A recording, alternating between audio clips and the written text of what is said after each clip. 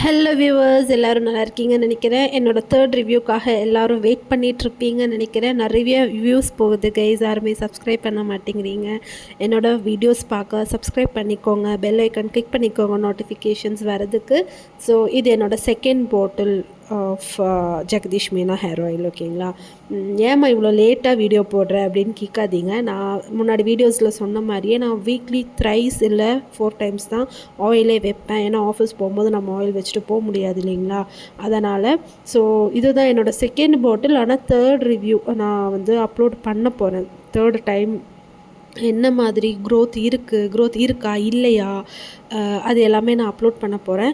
என்னோடய ஹேர் பாருங்கள், கட் பண்ண வீடியோ போட்டிருந்தேன் லாஸ்ட் டைமு. இப்போ இவ்வளோ தூரம் வளர்ந்துருக்கு. ஆனால் திக்னஸ் வந்துதான்னு கேட்டிங்கன்னா வரல. நான் கம்பேரிசன் வீடியோ கண்டிப்பாக போடுறேன். நான் கட் பண்ணதுலேருந்து ஹேர் க்ரோத் பயங்கரமாக 2 மந்த்ஸ்லேயே 2 to 3 மந்த்ஸ்லேயே நல்ல நீளம் வந்திருக்கு. ஆனால் எனக்கு என்னன்னு தெரில, திக்னஸ் வந்த மாதிரி இல்லை. இனிமே தான் க்ரோ ஆகுதானும் தெரியல.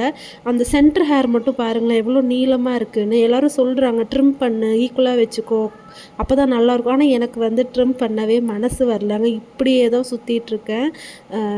கண்டிப்பாக வெயிட் பண்ணுங்கள், ரிவ்யூ வீடியோ போடுவேன். பை.